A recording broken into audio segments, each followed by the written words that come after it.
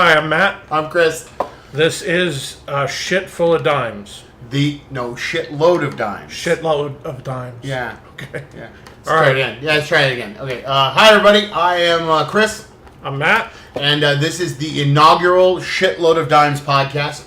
I want to thank you guys for all watching and for being our friends and telling everybody how awesome we are. Start out with that. We'll just start out sucking up to you because there's a chance this is just going straight downhill. Yep. After this.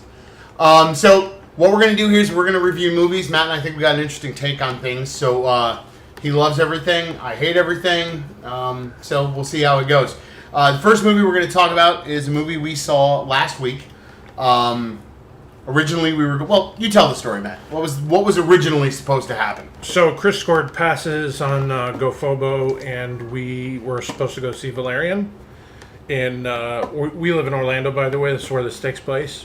And we drove out to Altamont Springs to go ahead and see Valerian.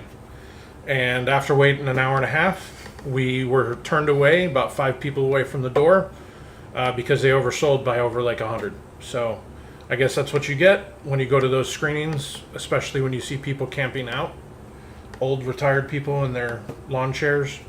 So we decided not to waste the trip, and we ended up going and seeing... It's called War of the Planet of the Apes. However, Chris wants to call it something else. Oh, I was going to wait till the end, but I'll just blow it out. War of the Planet of the Apes. It was terrible, ladies and gentlemen. Just awful. He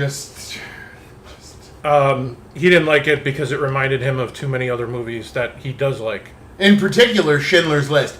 If you want to go see a movie that's super depressing, that's almost about an ape holocaust, come see this movie. All it needs is an ape Liam Neeson and an ape Bing Kingsley, and you've got Ape Schindler's List. It is terrible. From beginning to end, no redeeming qualities of joy. I like to go to a movie to enjoy things. This is just sad. Just sad. Wait, I thought you go see movies so you can bitch about them. Well, yeah, then we were going to make a career out of that, but I mean, we got to kind of think... We can't lie to the folks and tell them that we're not... But you don't want to blow this up in the first episode. But you like Schindler's List, don't you? Yeah, but I've only watched it once. But, okay, so you like a movie that's depressing and you don't like this movie.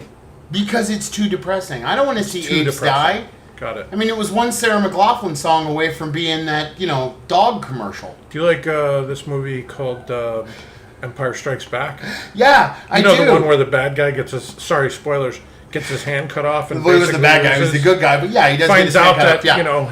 his own worst enemy is his father, and cuts his hand off, and loses his best friend to being frozen in carbonite. That's not depressing. I see what you're trying to do here, and it's not going to work. You're not going to dissuade me from the fact that this movie was terrible. It was terrible. Oh, it was terrible. It was awful.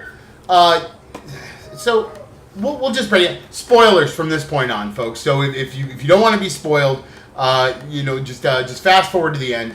But spoilers. So my biggest problem with the movie is Woody Harrelson's character. When Matt and I saw Django Unchained a few years ago, one of Matt's biggest beefs with Django Unchained was the fact that King Schultz's character killed Calvin Candy. And it wasn't something that was really in his character that was throughout the whole movie. It wasn't kind of set up that was what was going to happen. In this movie, Woody Harrelson's character has an opportunity. Well, let's tell the whole story. Matt, you go ahead and tell the whole story, and then I'll chime in at the end. What happened in the movie? You want me to be the one to spoil it? Yeah, I want to spoil it. But you want me to be the one to spoil it? Yeah, that way you're the good guy. You set it up, I knock it down. All right, so in the movie, Caesar, towards the end, Caesar decides that he really just can't let it go for this colonel that basically killed his family. So he goes in to kill the colonel. And when he gets there, he realizes that the colonel has the ape disease where he can't speak anymore. And so at that point, he tries to pull the trigger and he just can't. And in essence, the ape finds his humanity by not being able to pull the trigger and sort of leaves the gun to the colonel.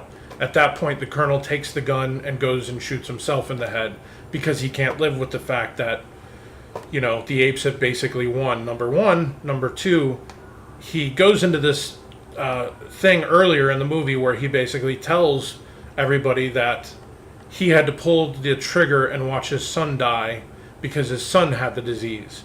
So if he was that committed, and he uses the word sacrifice, that he had to sacrifice his own son in order to kill this disease from spreading.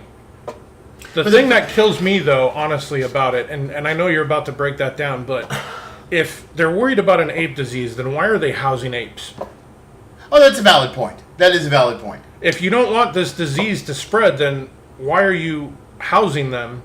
Why didn't you just execute them? And he touches them. You know, he puts his hand... He pets Caesar. He does pet Caesar. He does. No, you're absolutely right. And they string him up. So my problem with this is that he hates apes so much, and he says how much he hates apes, and he despises them. His character would have been better served to maybe when Caesar couldn't pull the trigger, which, by the way, again, this movie beats over your head countless times about how the apes are becoming humans and how the humans are becoming apes. And they just beat it over your head and beat it over your head and beat it over your head. It's ridiculous. Like, I mean, it's like me asking my kid to get dressed in the morning. I have to say it 47 times and he still doesn't get the point. It's almost like a World War II movie with, like, Nazis and, I don't know, the rest of the world. They just keep beating it in over your head. That you know, or zombies. Like, we get it, okay, everybody. Zombies are bad. Why do they have to keep beating it over their head by showing these zombies just chewing away and eating people? You're being ridiculous. You are being ridiculous right now. You're just being look. There's no difference between the apes, zombies, and Nazis. Yes, they are. There's a huge difference. He should have killed He should have taken a shot at Caesar before he killed himself. He should have at least taken a shot. Did the ape disease take away his motor function? Did the ape disease make him docile to make him not want to kill the apes? Was that like the whole point of what happened? Did they become docile? So what you're telling me is if an ape falls into the Woody Harrelson cage at the zoo, okay, if we're at the zoo and he falls into the Woody Harrelson cage, are we not going to shoot them because they're docile? We're not afraid that, he's going to get, he's going to attack that baby? Technically, if you really think about it, the Colonel actually shot more humans in the movie than he did apes. No, actually, he shot a lot more apes. His people did. You missed it. I'm not talking about his people. I'm talking about him. You were getting pretzels. Yeah. At the beginning of the movie. Pretzels. Yeah, you were getting my pretzels. Sorry. That was a really long line. It was a rough night, folks. It was a rough night. So I didn't think it was a bad movie, but I will say that it's not a movie that I'm probably going to end up buying. I was actually really surprised when I saw the first Planet of the Apes. As was I. I enjoyed the first Planet. I really enjoyed the second one. And this one kind of fit within there with me. I felt like it was a good way to go ahead and wrap up what they had been doing. It kind of took the story, I think, in a different direction from where it already was before, but it kind of made some logical sense, for me at least. I don't own any of the movies. I don't plan on owning any of the movies. I definitely enjoyed watching it, for sure. But I don't think I'm going to end up buying this movie. My issue is I think Matt Reeves fell into the same trap that Christopher Nolan made in The Dark Knight Rises. I realize Matt Reeves didn't direct the first one, but the first one was solid. The second one is the best one of the trilogy, in my opinion. And the third one it tried too hard, and it insisted upon itself, and it pushed these themes, and it just shoved it all down your throat, and they couldn't really find a cohesive way to bring it together. It's very pretty. It's a pretty movie. It's shot very well. The CGI and the acting is fantastic. Andy Serkis is great. I've told you how much I enjoyed Steve Zahn in it. He kind of steals the movie a little bit as Bad Ape. He's really, really good, but to be completely honest with you folks, it's like that hot chick in college. You meet her at the bar, she's super hot, you want to take her home, you get her home, and you find out that she doesn't know what 2 + 2 = 4, and she's really just kind of stupid, and you just want to hit it and go. It's kind of the way I felt about this movie. About 30 minutes in, I needed to get out of there, and it was bad, in my opinion. But so what we're going to do here in the show is we're going to break it down 1 dime to 10 dimes. If you get a 10 dimes, you're a shitload of dimes, and you're certified the best movie we've seen this year. But this one, I'm going to give it 4 dimes. I did not enjoy that much of this movie, and if I never see it again, I'd be pretty happy.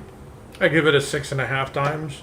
I didn't think it was bad, but I have movies that I have kind of much higher up in my likes. That's where that would fit, is kind of like a 6.5.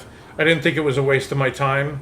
It was just a couple hours spent that I would have probably been spent watching something on Netflix or not doing anything anyway. So didn't feel like it was much of a waste of my time. I think I would have rather gone and seen Spider-Man again or Baby Driver again. I really do. I think that would have been a better use of our time. We had a lot more fun talking about it this way, though. I think, though. So. Yeah, and my nuts aren't in the shot. And Your nuts aren't in the shot. I will tell you, folks, this is the second time we've shot this, and we had a little bit of technical difficulties. So we'll try to do better next time. Don't forget to like the video, subscribe, tell your friends to subscribe. We'd really appreciate it. Again, we apologize. We're in this messy garage. We're going to get a little bit better as we move along. But thanks for stopping by and spending some time, and we'll see you guys soon.